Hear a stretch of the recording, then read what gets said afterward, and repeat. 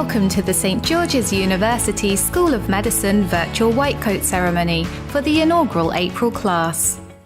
The tradition began in 1993 when the Arnold P. Gold Foundation created the white coat ceremony at Columbia University's College of Physicians and Surgeons to promote humanism in medicine. With guidance from the Gold Foundation, St. George's University School of Medicine initiated its own white coat ceremony in 1996, long before many other US medical schools. In 2003, the Gold Foundation founded the Gold Humanism Honor Society, widely known as GHHS, an international society dedicated to the promotion of humanism, professionalism, and ethics in medical practice and education. Dr. Gold was an international advocate for humanism in healthcare. We are honoured to have hosted Dr. Gold and his wife Sandra as keynote speakers for our Spring 2005 White Coat Ceremony. SGU's chapter of GHHS is based in the Bioethics Division of the Department of Clinical Skills and supported by the Dean of Medicine's office. Our chapter established the Humanitarian Student Organisation, HSO, in 2009, through which basic sciences students promote humanism across the SGU and Grenadian communities. Chapter members are nominated by their peers and inducted during their clinical training when they participate in an ongoing chapter project. We now welcome Dr. Glenn Jacobs, Provost of St. George's University. Hello, I'm Dr. Glenn Jacobs, Provost, St. George's University, and I'm so happy you could join us at this white coat ceremony. This is our first April intake, and I am pleased to share this special event with you today. As you know, we've all had to be responsive to the changes over this last year. Adapting has been key to the continued success of our students, along with a shared commitment. We remain dedicated to supporting your success as you pursue your chosen profession in the field of medicine. Although we could not all be on campus today, I hope this ceremony will bring you all together as you pledge your commitment to your chosen lifelong profession. I now introduce Dr. Charles R. Modica, Chancellor, St. George's University. I'm going to welcome the members of the first April start for the School of Medicine into the class. Having been a founder of the university and chancellor for 45 years now, I can appreciate the fact that you are a charter class 45 years later after the class I remembered as the charter class. I think you'll do well. It won't be easy. You have a pandemic, but you decided to take upon yourselves the rigorous studies to pursue a medical degree, and we're here to help you, assist you, pray for you, whatever it takes.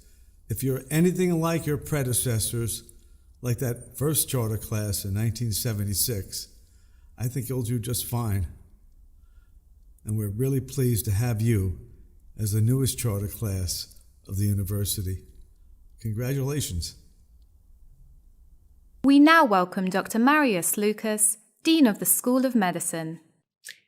Welcome and congratulations for your acceptance at St. George's University.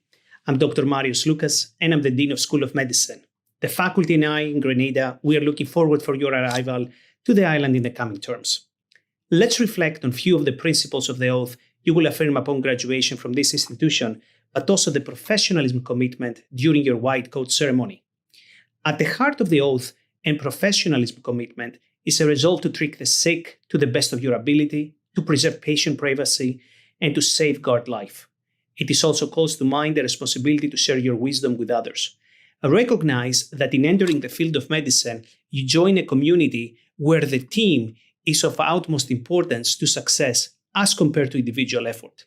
To this end, you must strive for excellence in your pursuit of knowledge.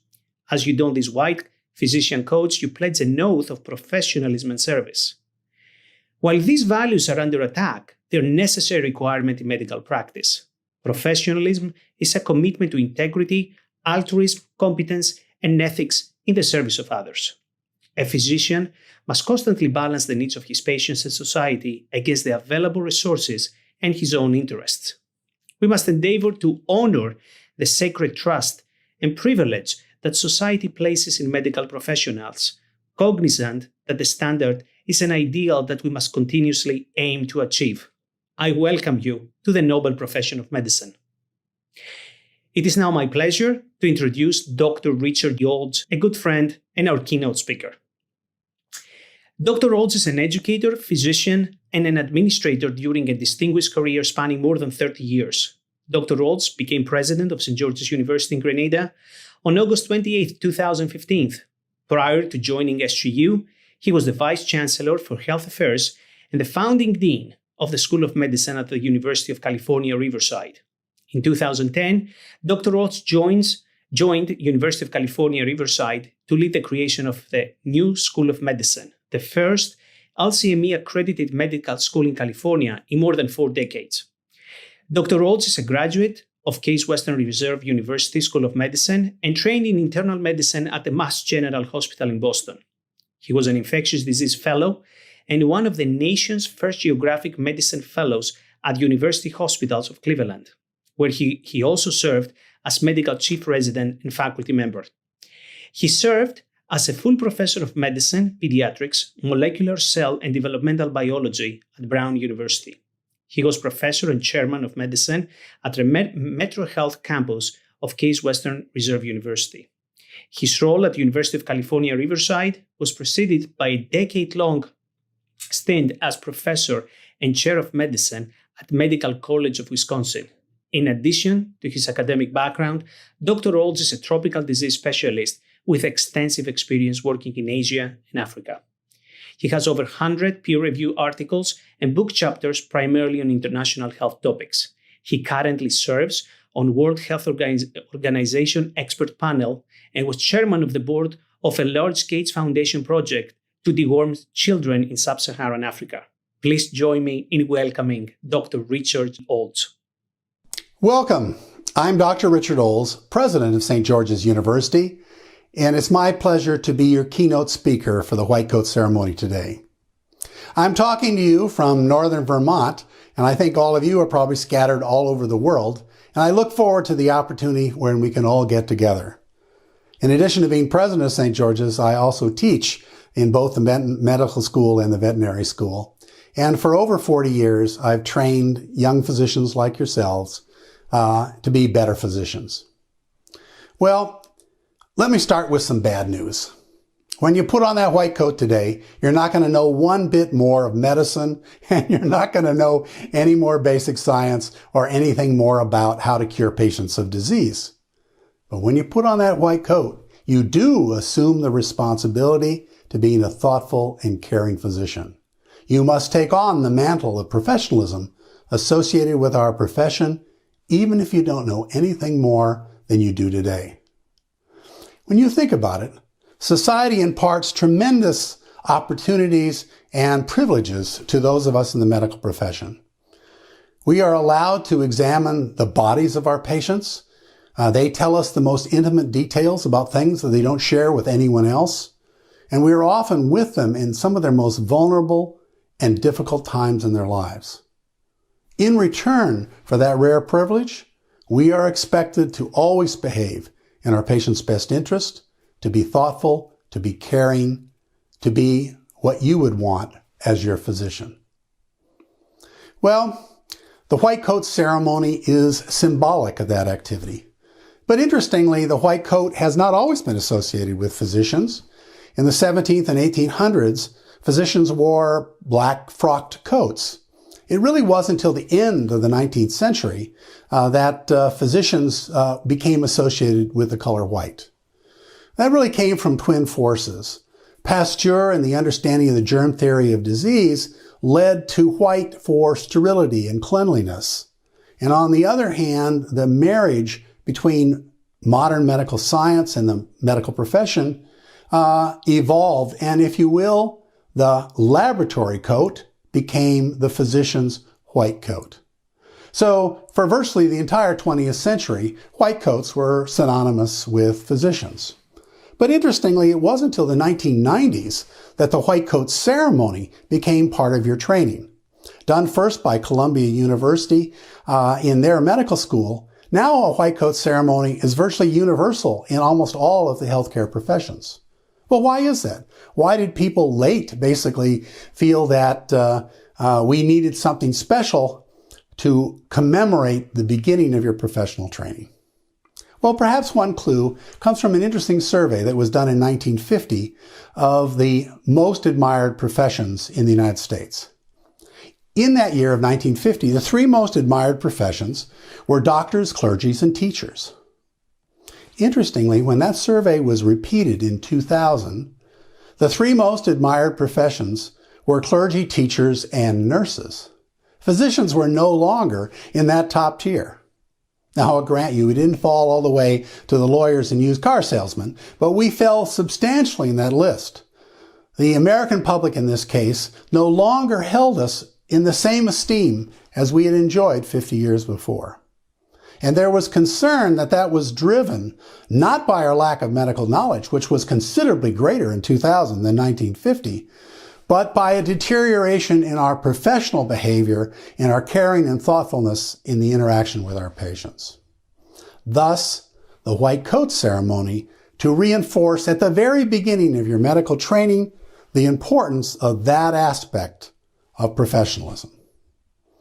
Now, interestingly, we have an opportunity through this terrible pandemic of COVID to reestablish what's important in physicians. And that's really driven by two aspects of the COVID pandemic. The first is personal risk. Especially before physicians were able to be vaccinated, all healthcare workers ended up working long hours in conditions that put them at risk to acquire COVID. And yes, some nurses and physicians died as a result of that commitment. The second was an unfortunate aspect of the transmission of this disease. In order to protect family and loved ones from acquiring the disease themselves, patients were often left completely isolated, often in environments like intensive care units, where the only contact with humans basically were the doctors and nurses that cared for those patients. And increasingly, we took on that responsibility, not just to care for them, but to talk to them, to hold their hand, to be, if you will, surrogate loved ones. And because of that, that was a new opportunity for all healthcare professionals to be appreciated by greater society. Now, there's only a few times in our past history where similar circumstances have occurred. Probably the first was during the Dark Ages, during the bubonic plague, where physicians and other healthcare professionals risked getting plague themselves in order to care for the dead and dying. And because of the fear that everyone had of acquiring plague from those plague victims, they were largely left alone in their time of greatest need. During the 19th century, with the large tuberculosis, so-called White Death of the 19th century, many physicians actually acquired tuberculosis as part of their care of patients with consumption. In my own personal history, I am reminded of the early AIDS epidemic. I'm an infectious disease specialist. In the 1970s, I was often assigned to care for these patients, usually young men that were admitted with this strange disease. At the time, we had no idea what caused the disease. We certainly had no treatment, and they had a life expectancy usually measured in weeks and months. There wasn't much that we could do from a medical standpoint to treat them besides keeping them comfortable and attempting to treat some of their opportunistic infections. But the one thing I can always remember is I could be there to talk to them, to hold their hand, and to comfort them at the end. Well, the COVID pandemic has given us again that opportunity. And we, I think, as professionals, have risen to that occasion. Now, if you doubt that new responsibility and appreciation, I ask you to remember where across the world on designated times, people came out of quarantine onto their windowsills, onto their porches, and applauded those in the healthcare profession. Probably the greatest testament to how a society appreciates those of us on the front lines. Now, I'd like to end my story with my talk with a personal story to talk a bit more about the meaning of that white coat. Many years ago, I was the chairman of the Department of Medicine at the Medical College of Wisconsin, and during that time, I did a lot of inpatient attending, either at the University Hospital or at our affiliated Veterans Hospital. And this story takes place in July of that year, and July was always the time that I wanted to be in attending because the house staff were brand new, and the third-year medical students, this was their first rotation. Now, I had attended fairly frequently at the VA, and I got to know a lot of their patients that were recurrently coming in and out of the hospital. And one of them was Mr. Anderson. Now, Mr. Anderson was a retired dairy farmer from northern Wisconsin, and he had served in the Vietnam War. Now, Mr. Anderson had a tough final years, a few years of his life. His wife had died before he had. He had been diagnosed with leukemia and had to go through several rounds of very difficult chemotherapy. And probably worst of all is he suffered a massive stroke that required him to leave his dairy farm and move in with his daughter, who lived in the greater Milwaukee area. He was bedbound and as a result was frequently admitted to the hospital with various opportunistic infections, urinary tract infections, pneumonias, etc. And so I got to know Mr. Anderson and his family quite well during my time of attending. Well, in this first week of July, Mr. Anderson again came to the VA and was admitted to my service since I had known him previously. And I assigned a brand new medical student, Bill, to his case. Now, I assigned Bill in part because I knew he was from the dairy farming area of northern Wisconsin, and I thought they might have something in common. And in fact, it turned out to be the case. I would often come by on rounds, and Bill would be in there talking to Mr. Anderson about trout fishing and about life on a dairy farm. And Bill would often ask him about the Vietnam War, something that he knew very little about. Well, after several days, we got Mr. Anderson over his urinary tract infection, and he was discharged home. But true to form, he was readmitted several times during that month for other problems, and Bill again took care of him during that time, and we tuned him up a bit, and he returned home. Now, at the end of the month, I rotated off that service, and I actually had to go away to a medical conference, and when I got back, my secretary gave me a phone message from Mr. Anderson's daughter. I called her up, and she told me that during the time I was gone that Mr. Anderson had passed away, and I told her I was sorry that I wasn't able to be there for her and the family at the end. But she told me an interesting story. She said that her father was a deeply religious man, and he had wondered for many months why God had punished him so. His wife had died. He had become very, very ill and suffered through that treatment. And most disturbing to him was when he had his massive stroke that required him to leave his beloved dairy farm and be an invalid and live in the big city. And he couldn't understand why God did that to him. And she told me just a few days before Mr. Anderson passed, he talked to her and he said, I finally realized what God's message was for me. He wanted me to live for a few more months so I could help Bill be a better doctor. That is the meaning of that white coat. You will learn from your faculty a lot of medical facts, how the body works, how it breaks down in disease. You will learn about how to diagnose difficult illnesses and how to treat them, what the latest treatment is. But if you're open to it, you'll learn how to be a better doctor, largely from your patients. So as you don your white coat today, welcome to the noble profession of medicine. Thank you and God bless. We would now like to introduce our white coat recipients. The white coat serves as a symbol of your entry to the profession and your commitment to uphold the duties and trust associated with medicine and medical training.